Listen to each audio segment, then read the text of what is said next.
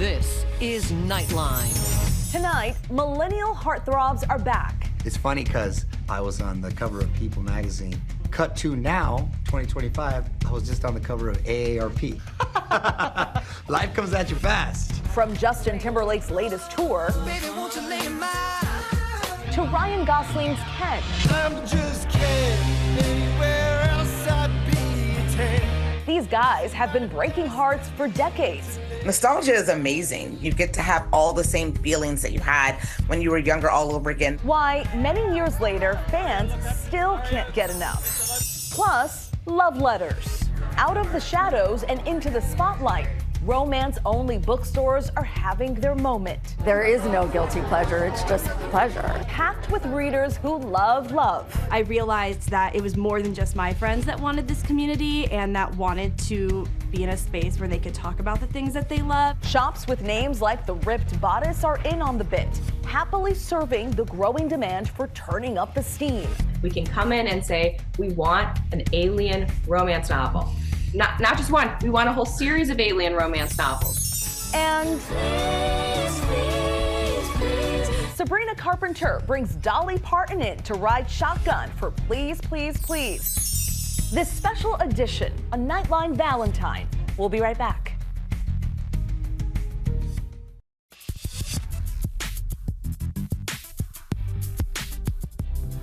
Thank you for joining us. I'm Stephanie Ramos. Tonight, the heartthrobs of the 2000s are hot again.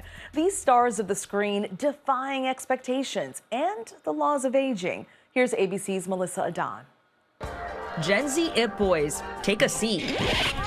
Because here comes the millennial heartthrob renaissance. Brad Pitt has gotten better looking with age. It's mind-blowing to watch this guy grow up. Keanu Reeves could not be hotter. And he's manly, too. A 23-year-old Adam Brody captured young hearts in the iconic teen drama, The OC. Hello, Summer. Seth Cohen, I believe you remember. And now, 2 decades later, the 45-year-old's still breaking hearts in the Netflix series Nobody Wants This. A performance that landed him a Critics' Choice Award this year. Adam Brody, Nobody Wants This. And a steamy kiss from wife and fellow heartthrob Leighton Meester. Love you with all my heart.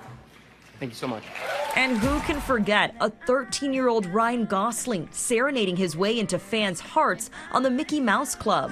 Yay, baby! 30 years later, landing an Oscar nomination and proving age is nothing but a number in his role as Barbie's boy toy Ken. I'm just Ken, where I see love, she sees a friend. nostalgia is amazing. You instantly are placed back into that exact moment in middle school, in elementary school, or in high school, and you get to have all the same feelings that you had when you were younger all over again. In the sea of charming darlings, those once young guppies are swimming as fast as ever, with no signs of stopping. When you see basically your fellow millennial heartthrobs, you guys have managed somehow to transcend working for so many decades. How do you do that? I always cheer and really want to support former child actors because I know how tough it is to make that transition. So I'm happy for those guys because it is very tough for people to see you in a different light and to kind of make that transition. And again, I always go back to just being open-minded and trying different things, not just kind of sitting around and waiting for the phone. What's up, y'all? Mario and Courtney Lopez, keeping the music and fun coming your way as we quickly tell you about a few of the things hitting TV and streaming today. What do we got? I like being busy, whether I'm doing my hotel channel and shoots there, or I'm on the radio, or I'm on TV on my shows, or shooting a holiday movie. There's always something going on. Mario Lopez, one of many heartthrobs of the 90s and early 2000s who still got everyone's blood pumping. If you start slowing down, that's when you start dying. Has anyone called you a heartthrob? Oh yeah, I've heard it a few times. My buddies will give me a hard time, or my mom will give me a hard time. It's funny because I remember, I think it was like 2008, I was on the cover of People magazine for Hottest Bachelor. Cut to now, 2025, I was just on the cover of AARP. Life comes at you fast. Historical heartthrobs, we have to throw George Clooney out there. We have to throw Denzel Washington out there. And then if we start skewing a little bit younger, we can look at the Justin Timberlakes of the world. Jessica! The Rock, Dwayne "The Rock" Johnson. absolutely a heartthrob. So what's the secret? Honestly, the ingredients for that has stayed consistent over the decades. You know, somebody that looks good on a bedroom wall and a poster. The Hollywood hunks of the 90s and early aughts brought something fresh, relatable male characters with more emotional depth. You wanted to lose a guy in 10 days. Congratulations, you did it. You just lost him. How to Lose a Guy in 10 Days definitely stands out as one of those classic romantic comedy films. We kind of couldn't get enough of them, especially these kind of fish out of water, awkward guy, awkward girl, romantic comedy. That dynamic on display between Chad Michael Murray and Hilary Duff in A Cinderella Story. Coward, phony. Okay, just listen. No, you listen. There's some great rom-coms, and they stand the test of time, and they make you feel good, and you pop them on, and you can turn off and just have your popcorn and go. And that, for me, is a lot of what entertainment is. And now, 2 decades later, Murray defying the laws of aging, stripping it down in The Merry Gentleman.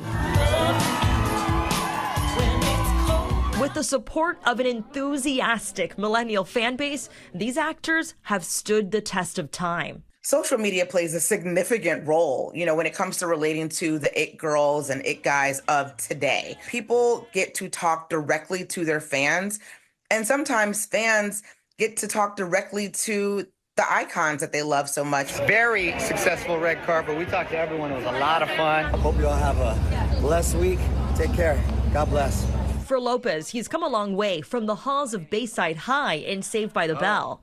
What does this tell you? I've been in this business now for 41 years, believe it or not. And I was 10 years old. My whole mantra is I want to work hard, stay focused, do the right thing, and then I believe the right things will happen for you. Lopez made his television debut as Tomas in the ABC sitcom, aka Pablo. My teacher wanted you to have the honor of signing. But it was his breakout role as AC Slater in Saved by the Bell that catapulted him off the screen and into viewers' hearts. What would you say your favorite memory from Saved by the Bell? When I look back on it fondly. I had a lot of fun. I was still going to regular high school when I was shooting the show because we were actual teenagers. So we shot it in the summertime, so we didn't have to mess with school. What stands out are all the times we got to be outside of the classroom, whether we were doing like the beach episodes or anytime we got to go on location, whether it was Hawaii or Palm Springs. Lopez went on to become a television staple, hosting the U.S. version of X Factor. I'm Mario Lopez, and tonight we are celebrating the British invasion. And becoming the flagship MC for Access Hollywood. Welcome back to Access Daily from Universal Orlando. I love that. And he's on the radio too, hosting his daily show, On with Mario Lopez. Because I've always liked hosting. Well, you're just being yourself. You're making sure everyone's having a good time. I'm genuinely pretty inquisitive, and I just kind of want to learn about people, and I love hearing stories. In a special segment for Extra, Lopez shared his own love story of meeting his wife, Courtney, as castmates in a chorus line on Broadway. I just happened to meet him, and then you get to know that they're just real people, and that's what I fell in love with. Happily married for more than a decade, Lopez says family is everything. How much of a factor is that to your success, your parents, your family? I really do owe everything to my parents. I mean, they were immigrants to this country. They didn't know anything about this sort of business. My dad worked for the city. My mom worked for the phone company. We were in Chula Vista, border town at Tijuana.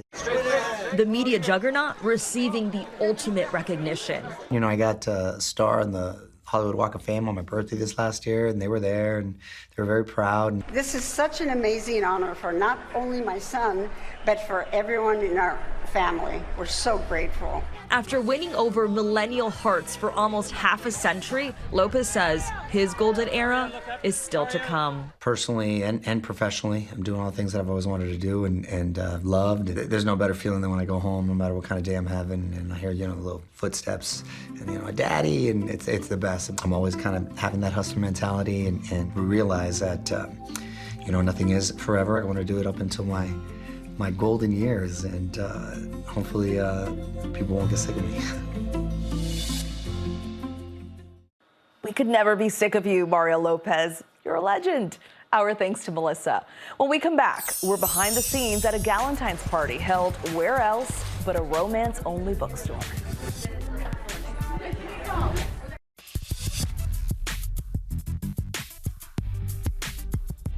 Welcome back. Romance novels have been slammed, shamed, and made fun of for decades. But some of the fans I caught up with recently say they're done hiding their love for love lit. And these days, they've got plenty of places to turn to light their fires. At this Galentine's Day slumber party in a Washington, D.C. suburb, the girlies are getting in the mood for love with some treats, some wine, and of course, a screening of the rom-com classic, You've Got Mail. Don't you love New York in the fall?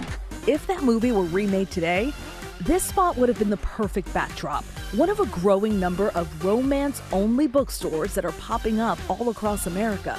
This one aptly called Friends to Lovers. I realized that it was more than just my friends that wanted this community and that wanted to be in a space where they could talk about the things that they love. Despite being one of the most popular fiction genres, romance has historically been looked down on as lowbrow, even trash literature. One misconception is that they all have sexual content, and that's completely not the case. We have a really big part of romance is called closed door romance, so you don't see any kissing even on the page a lot of times. There's so many stigmas, you know, it's just porn, it's not real literature. It's an unfortunate fact that, you know, things that women love are oftentimes thought of as silly. Fans have long tried to rewrite the story, and now they're having a moment with romance-only bookstores opening up, packed with people who love love. When we opened, the word on the street was that romance is $1 billion part of the publishing industry. People in the publishing industry would always say, oh, romance keeps the lights on. I think they are really important gathering places for sure, and especially places that are like safe for women or other marginalized communities. And it seems like more and more readers are being struck by Cupid's arrow. According to Publishers Weekly, 7 of the 10 best-selling books of 2024 were romances, including A Court of Thorns and Roses, Fourth Wing, and It Ends With Us. Everyone loves a good happy ending, and I just think a romance novel is just a great escape. Just to take you into your own mind, away from reality, and just a happy place. This was my absolute favorite book that I read last year. Much of its renewed popularity stemming from the rise of online reading communities, like Book Talk. The romance business has grown so much since COVID. The community's been really big online, and I think because of that, people have been looking for in-person places to build those communities. Why should we celebrate romance and you're doing it in such a big way? It's such a healthy expression of complexities of the human experience.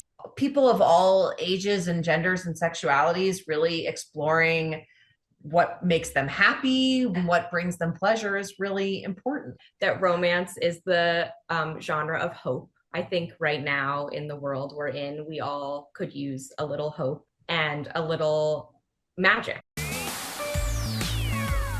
Here at the Ripped Bodice in Brooklyn, you can find almost every slice of romance imaginable, from contemporary to historical, even fantasy paranormal.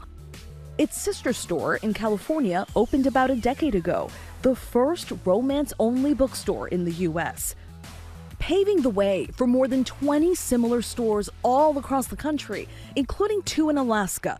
The readers who we knew were so eager for something like this and a place where they felt like this is just for us. We will not be laughed at. We will not be shamed. We can come in and say, we want an alien romance novel.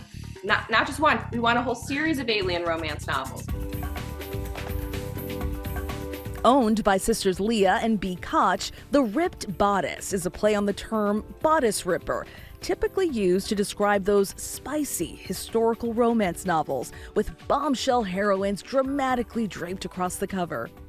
It was generally considered a pejorative term, like, oh, these silly bodice rippers that, you know, housewives are reading. So we loved the idea of reclaiming that term to really represent a changing and evolving romance genre.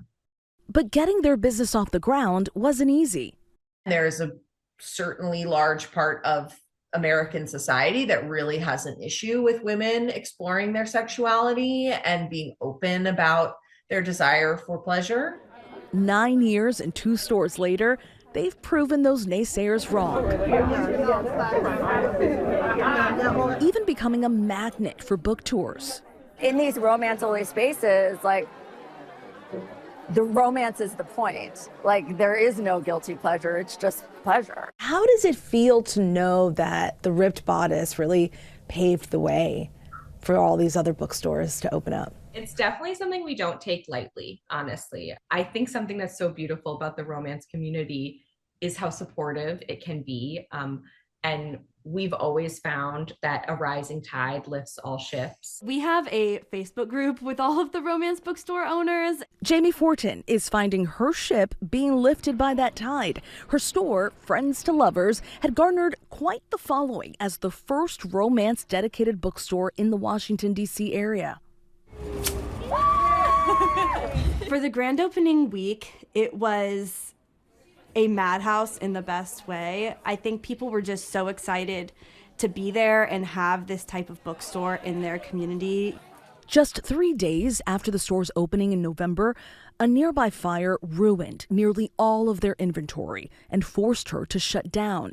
But book lovers across the country wouldn't stand for it and rallied around Jamie to help rebuild. We raised our $45,000 goal in a week, and it really showed us that when we show up for the community, they're going to show up for us. She says she's looking forward to the store reopening in its permanent location in April. But until then, she's excited to keep spreading the love and helping people find their happily ever afters. I think reading romance has so many places in different people's lives. I think you can learn so much about yourself and the things that you love. It's great to read nonfiction and learn about historical events or learn about how to open a business with a book, but I think it's just as important to lean into stories that teach you about the world in other ways. I learned so much about romance novels on that shoot. There are so many subgenres. Really neat. When we come back, Please, please, please. Sabrina Carpenter remakes her Please, Please, Please video. So what's all the fuss about?